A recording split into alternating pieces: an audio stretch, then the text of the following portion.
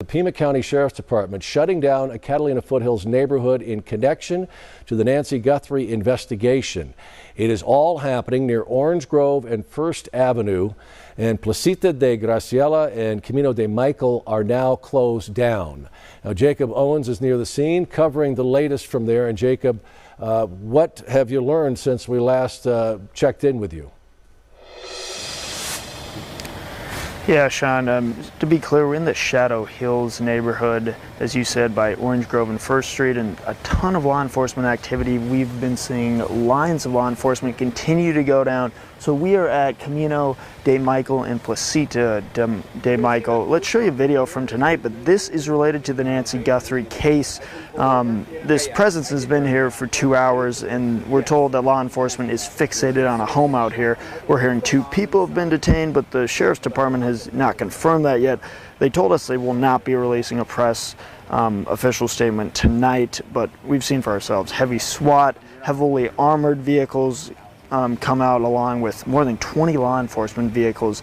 Neighbors for at least an hour and a half were not allowed to come in certain areas, but now we're beginning to see some let back. Imagine it's 1:47 in the morning. Catalina Foothills, Arizona. One of the wealthiest neighborhoods in the entire state. The kind of place where the streets curve slow and easy around desert hills, where the homes sit far back behind iron gates and stone walls, where the air smells like creosote and money, and the silence at night is so deep, so deliberate, it almost feels like a promise. Nothing bad happens here.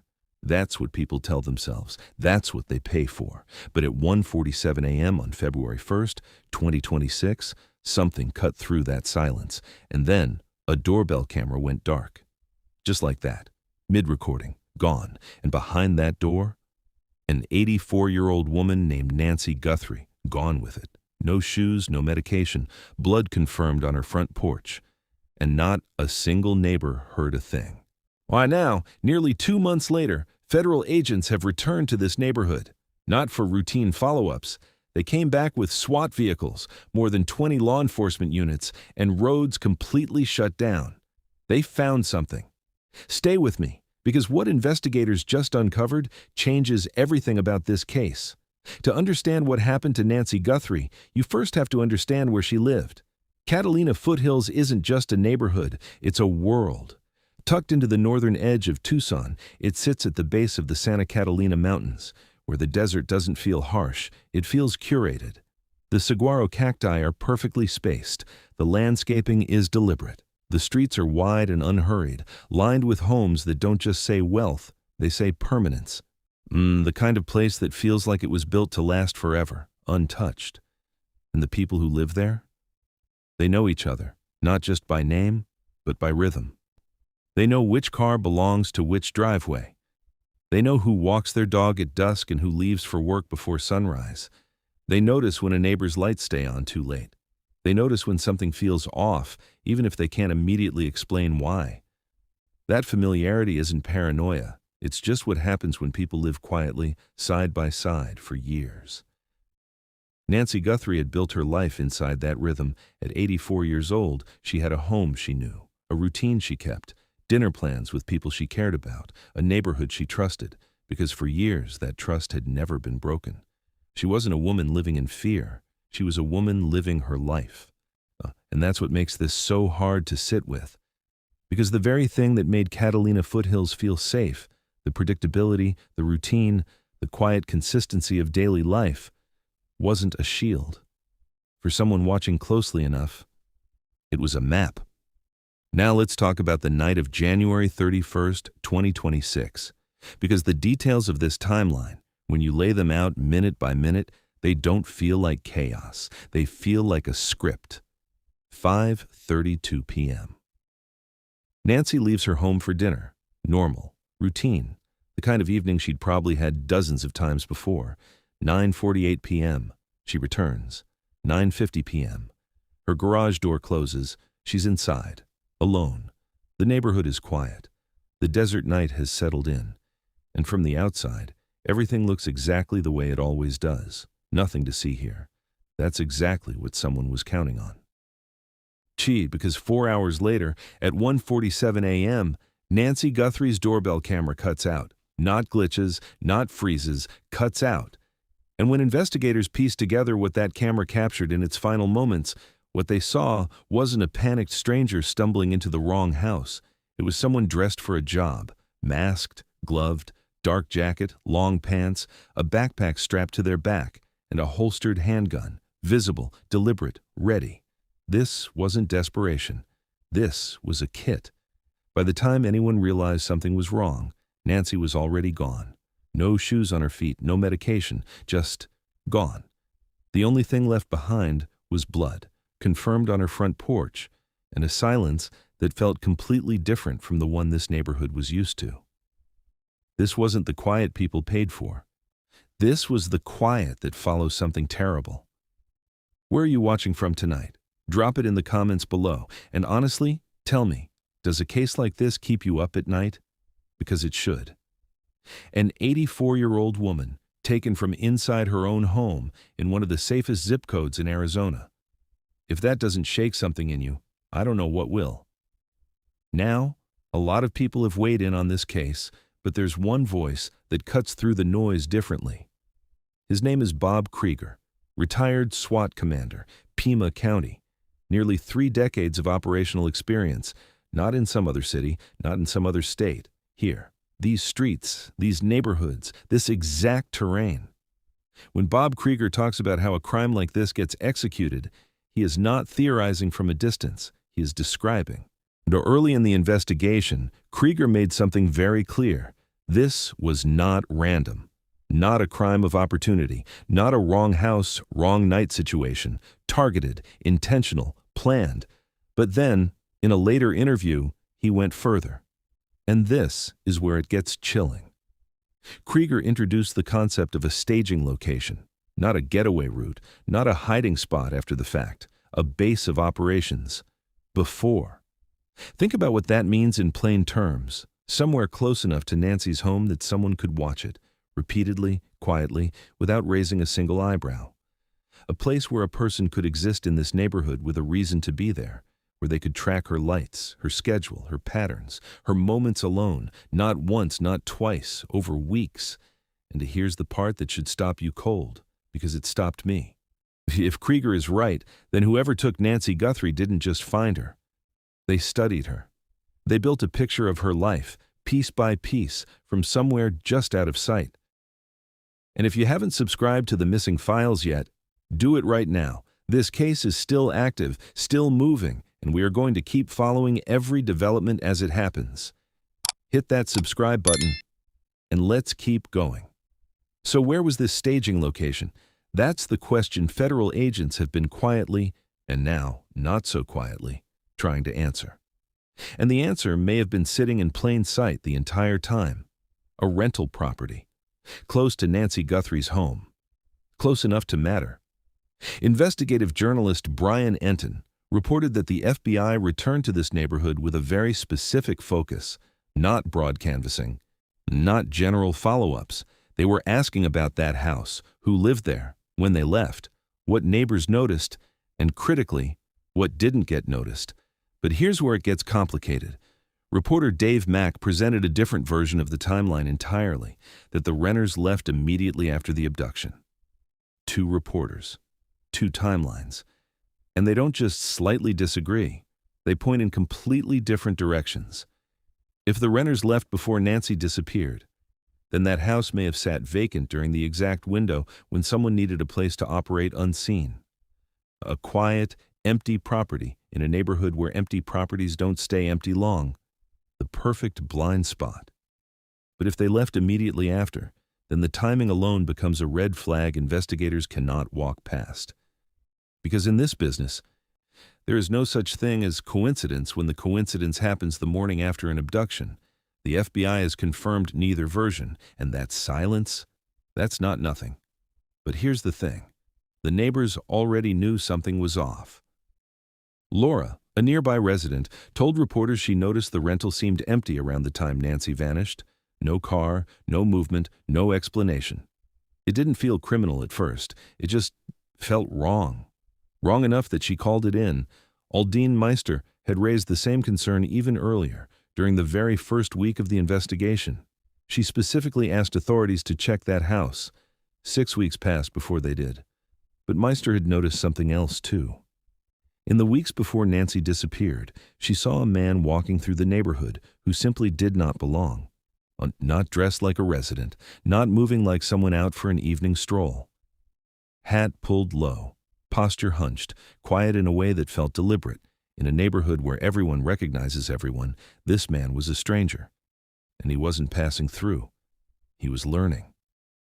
Now I need you to pay close attention here, because this is the part of the story where everything slows down, where the details stop feeling like background noise and start feeling like a blueprint. January 11th, 2026. 3 weeks before Nancy Guthrie vanished, a masked figure appeared on her doorbell camera. Not inside, not forcing entry, just there, at her door, in the dark, and then gone. Former FBI agent Jennifer Coffindaffer looked at that footage and offered a professional assessment, one that, once you hear it, you cannot unhear. A trial run. Not a random visit, not a wrong address, a deliberate appearance at Nancy's home weeks before the abduction to test something, access, timing, response, whether anyone would notice. They didn't. And then Nancy's family did something that stopped investigators in their tracks. They didn't ask the public to focus on a general time frame. They didn't say, sometime in January.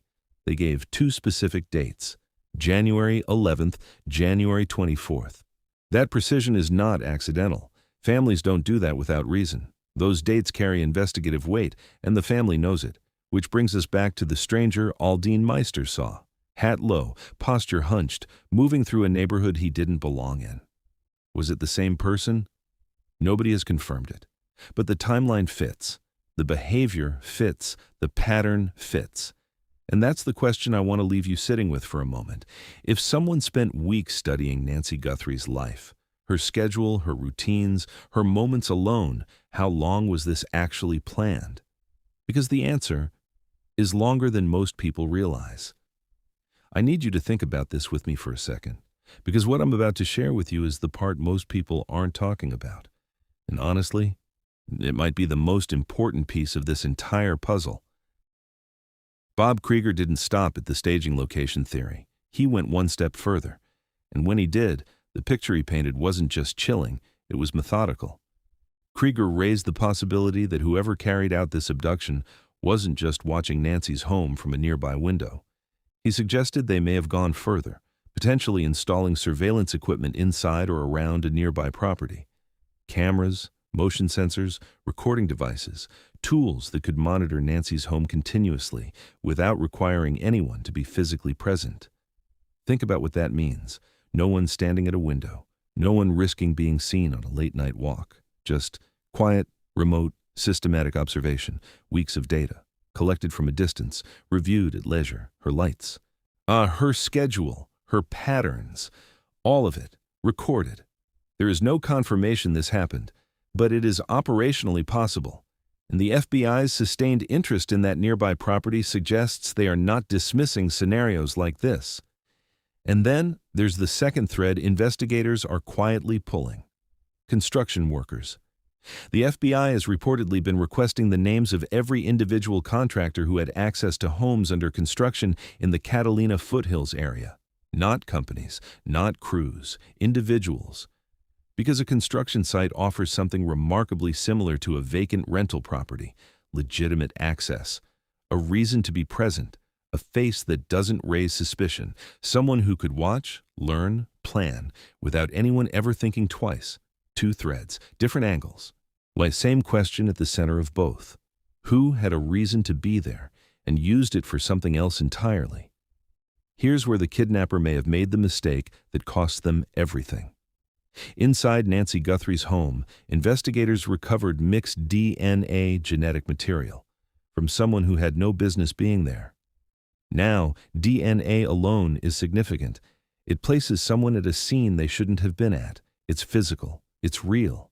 It doesn't lie, and it doesn't forget. But here's where it gets bigger. If investigators process that nearby rental property, and that same DNA profile shows up there too, everything changes. 2 separate locations, Two separate scenes, one genetic signature connecting them both. That's not a coincidence. That's not circumstantial. That is linkage. And in a courtroom, linkage is devastating. Because it forces a question that has no clean answer. Why is your DNA in both places? There is no innocent explanation that survives that question. The FBI has said nothing publicly about the rental property. No confirmation, no denial, no comment. And in an active investigation, that silence is loud. Agencies don't go quiet on details that don't matter. They go quiet on details that do. Former FBI agent Jennifer Coffindaffer described the behind-the-scenes activity on this case as, and I'm quoting directly, red hot. More leads than most investigations ever generate, which means somewhere in this evidence, in the DNA, in the property, in the timeline, in the names the FBI is quietly collecting. Someone already made a mistake. They just don't know yet that we know. Let's be clear about what we know. Eunice Nancy Guthrie was taken from her home on the night of January 31st, going into February 1st, 2026. There was blood. There was a masked suspect, equipped, prepared, deliberate. There is unidentified DNA recovered from inside her house, and there has been no arrest that is confirmed. What remains unconfirmed, but actively, aggressively investigated, are the connections, the rental property, the conflicting timelines, the names of the people who had access to this neighborhood, the surveillance equipment theory, the DNA that may or may not link two locations together. But here's what I know about investigations that move the way this one is moving. They don't stay open forever. They tighten, they narrow. They close in, slowly at first and then all at once. And right now, somewhere in the Catalina Foothills, there's a neighbor sitting on a detail they haven't fully processed yet. A light that was on when it shouldn't have been. A car parked just slightly out of place, a face that didn't fit. A moment that felt small, because at the time, it was small. It isn't small anymore. And through all of it, through every lead, every theory, every unanswered question, Nancy Guthrie is 84 years old. No shoes, no medication. Every single hour matters. Here's what I want you to take away from this. This wasn't a crime born from impulse. It wasn't random. It wasn't opportunistic in the way most people use that word. This was built, piece by piece, day by day, from somewhere close enough to see her front door. Someone mapped Nancy Guthrie's life with patience and precision, and then, on the quietest night of the year, they moved. But here's the thing about cases that are built carefully. They leave evidence behind. Carefully placed evidence, and investigators are finding it. If you live in or near the Tucson area, or if you know anything at all about this case, the tip line is still open. Don't sit on what you know. And if this story moved you, share this video, because sometimes the right person sees the right video at exactly the right moment, and that changes everything. Subscribe to The Missing Files, new cases, real stories, and the details that don't make the headlines, but should. The neighborhood is quiet again, but the case isn't.